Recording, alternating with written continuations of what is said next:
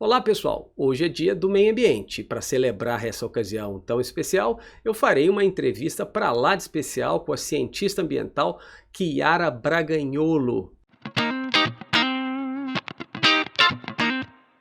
Chiara tem graduação e mestrado na área de ciências ambientais, doutorado na área de engenharia e planejamento ambiental, tudo na Itália, afinal ela é italiana, mas desde 2013 Chiara tem atuado no Laboratório de Conservação do Século XXI na Universidade Federal de Alagoas.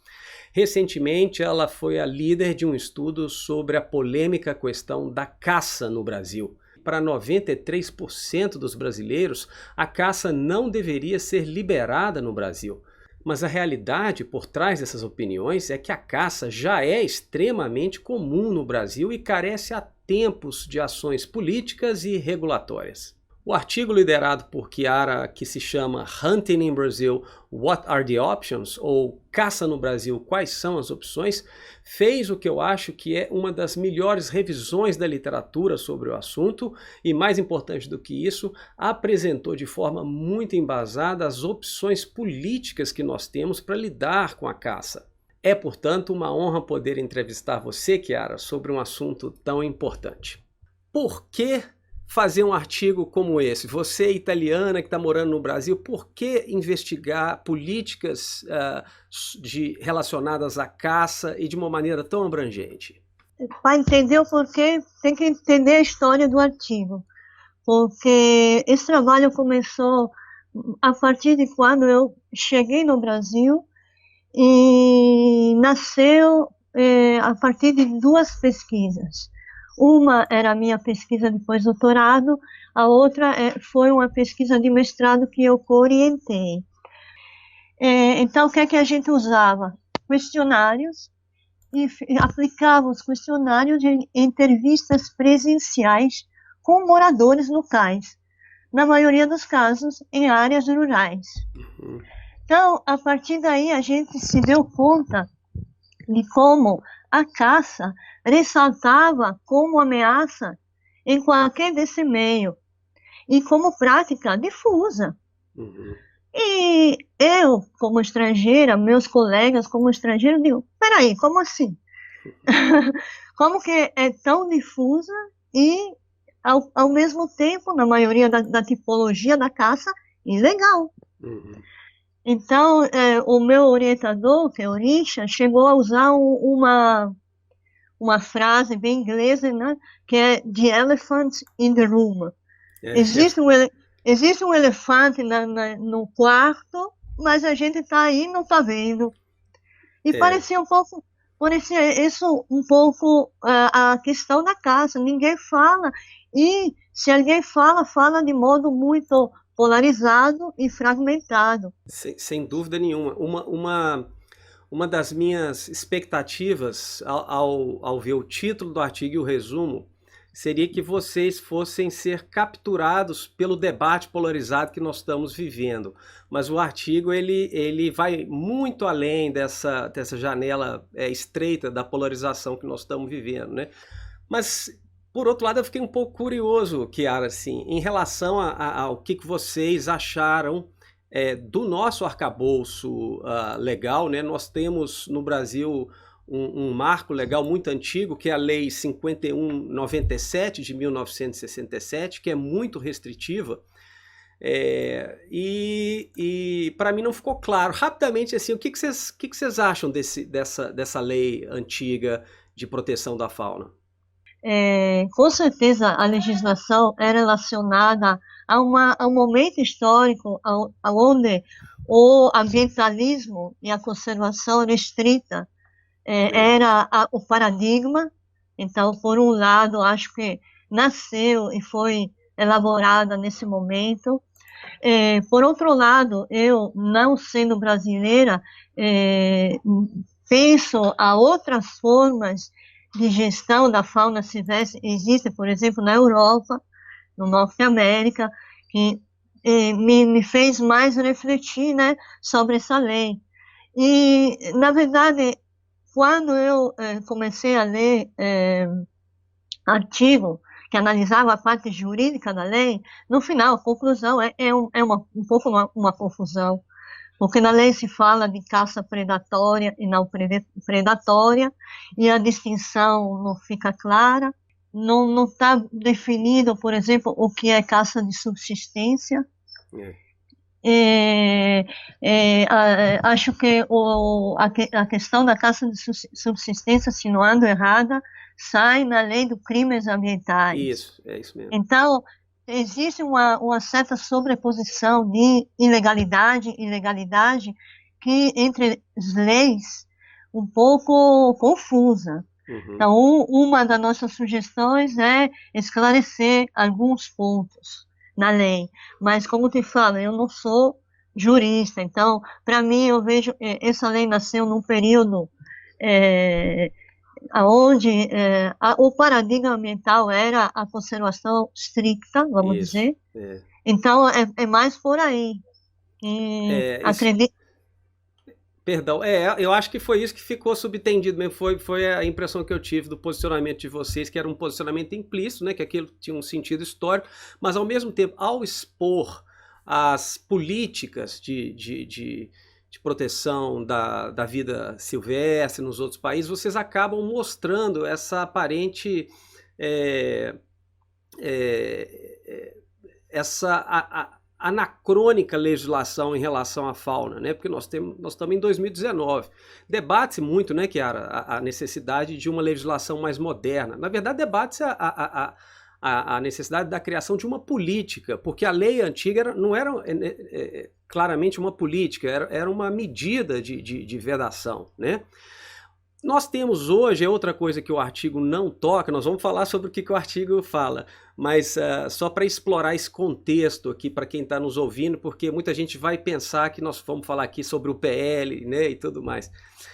Há uma expectativa muito antiga em relação ao aprimoramento da legislação, e eis que em 2016 o então deputado Valdir Colato apresenta o PL 6268, que vocês mencionam no artigo.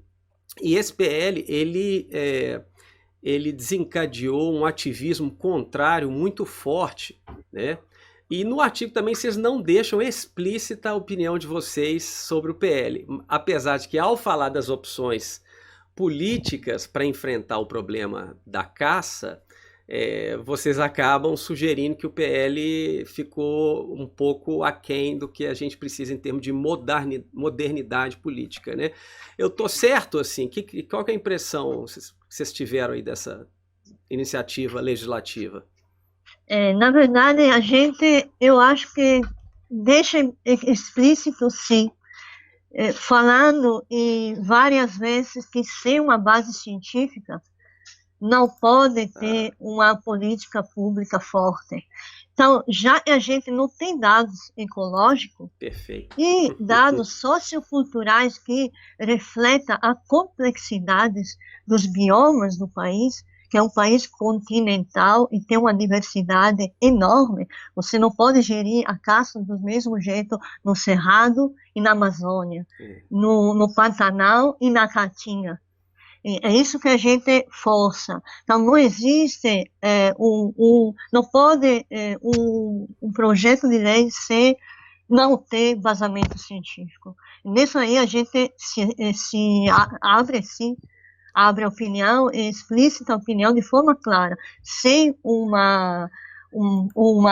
os dados, a gente não tem dados de espécies, de populações que são a base da gestão da fauna. Não tem dados claros, para abrir de forma transversal em todo o Brasil uma proposta dessa. Então, a gente implicitamente se coloca na chamada de atenção desses políticos que não estão nem aí, desculpa a palavra, com nós cientistas, que poderíamos ser a base da elaboração de uma política de gestão da fauna que considere a proteção de espécies, habitats, bioma, a questão ética, sobretudo no país tão polarizado entre caça sim e caça não. Se a gente tivesse um código ético do caçador, caçador, por exemplo, quem é o caçador, quais são os critérios que deveria regular, por exemplo, uma caça licenciada. Uhum. Não existe isso tudo. Então, sem isso, não existe uma proposta de lei. Eu estou passando por uma aflição semelhante que aqui no Canadá eu estou estudando o projeto de lei da Lei Geral do Licenciamento Ambiental. E me frustra a todo momento a falta de causalidade entre o texto no PL, né, entre a proposta legislativa e as poucas evidências em relação à eficiência do instrumento, né? Agora nós estamos aqui falando com uma cientista que tá aí agora no YouTube para todos ouvirem, né? Então a oportunidade é agora. A gente vai mandar lá para a Câmara dos Deputados esse vídeo e esperamos que ele tenha a curiosidade de os deputados, né, e seus assessores de baixar o artigo e compreender parte do que vocês falaram. Uma coisa muito importante são os drivers. Ou assim, os fatores que motivam a caça no Brasil. E o artigo fez uma panorâmica que eu achei fantástica sobre esses drivers. Você poderia, para quem está nos assistindo, rapidamente falar um pouco desses principais fatores motivadores?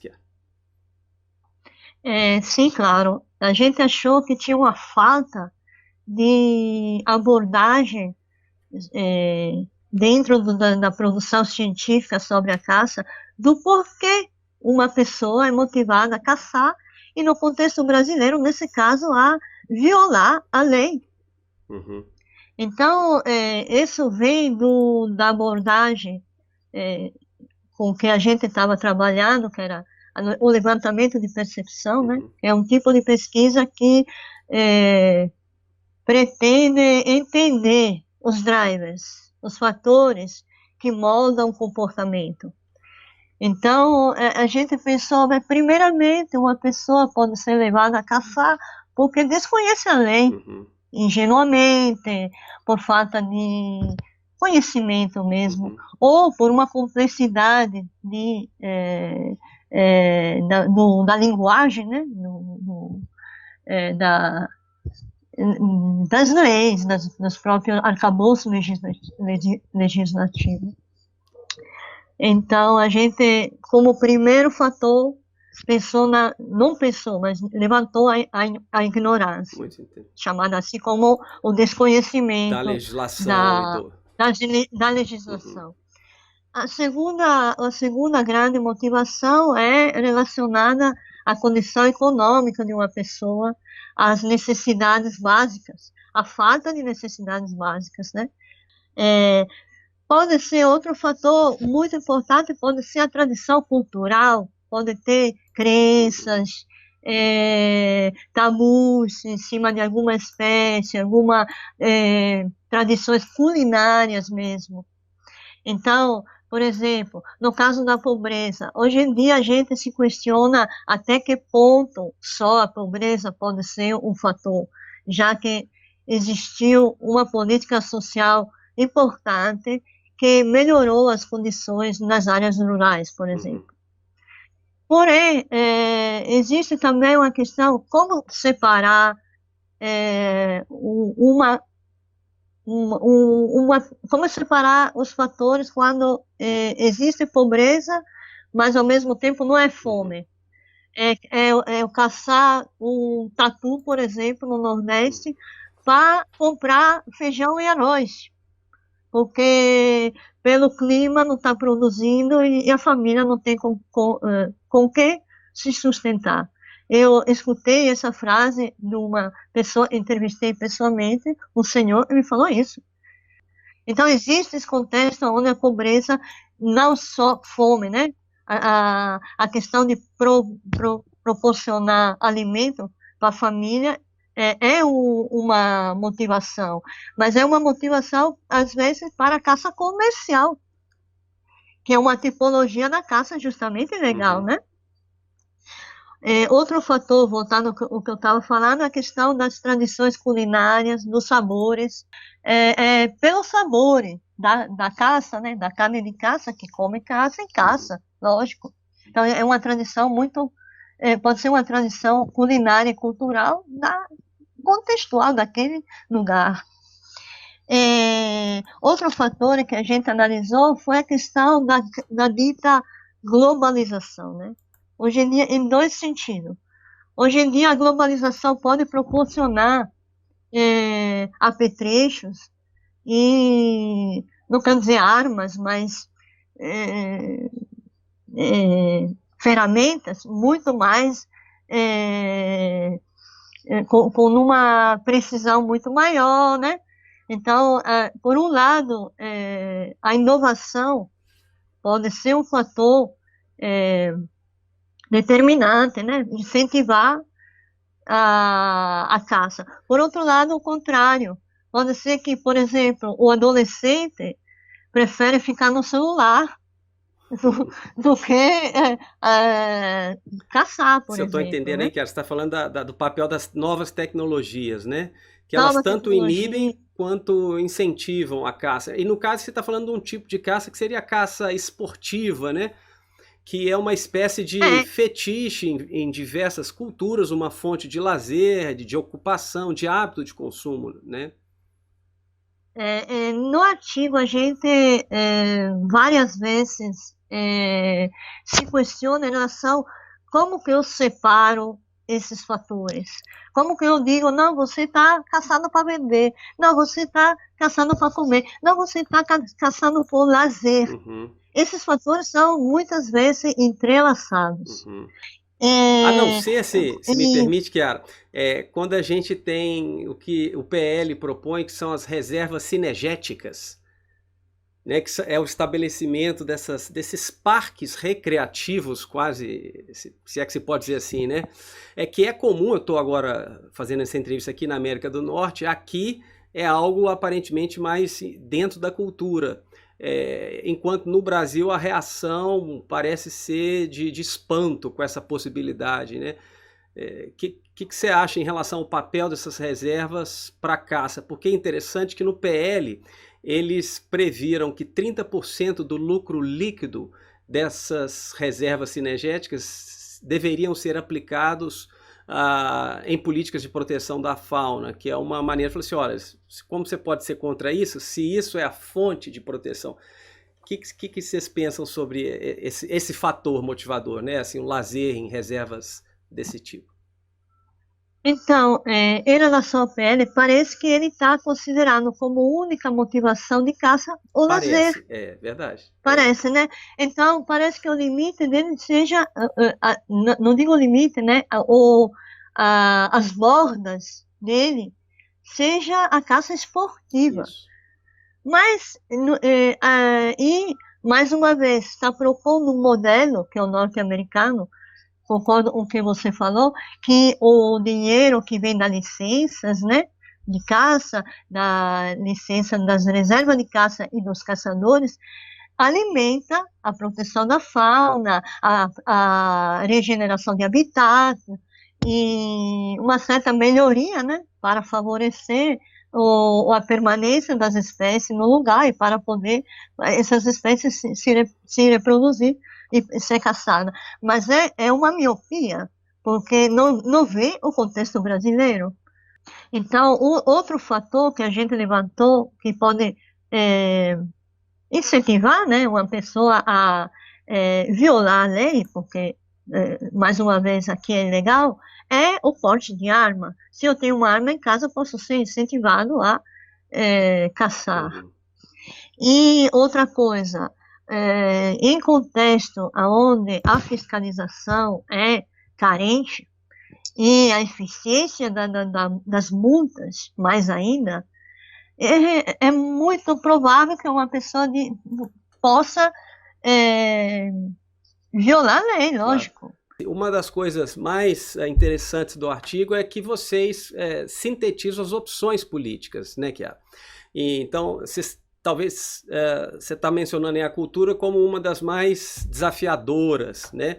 Mas vocês mencionam diversas outras, como a simplificação do processo de registro e autorização para caça de subsistência, a melhoria desses processos administrativos de licenciamento e autorização de maneira geral, né?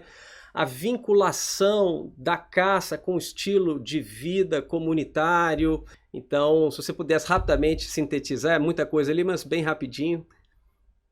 Um pouco a gente já falou, Já, né? A questão da caça de subsistência, né?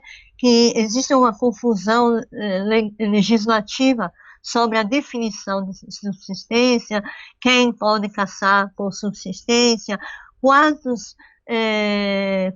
que espécies podem ser caçadas, e isso depende do bioma, do lugar, do contexto ambiental, ecológico. Contextualizar critérios para caracterizar e registrar uma pessoa como caçador de subsistência tem que ser pensado, já que na lei atual existe a possibilidade, mas ninguém sabe como. Eu, quando procurei como que se registra um caçador de subsistência, não existe informação, porque a aplicação desse modelo não tem critérios definidos. Mas, mais uma vez, você pode definir os critérios só se você tem dados suficientes tanto em relação à caça, quanto se caça, o que se caça, como se caça, tanto em relação às espécies e ao habitat. Então, não existe isso sem uma base científica forte.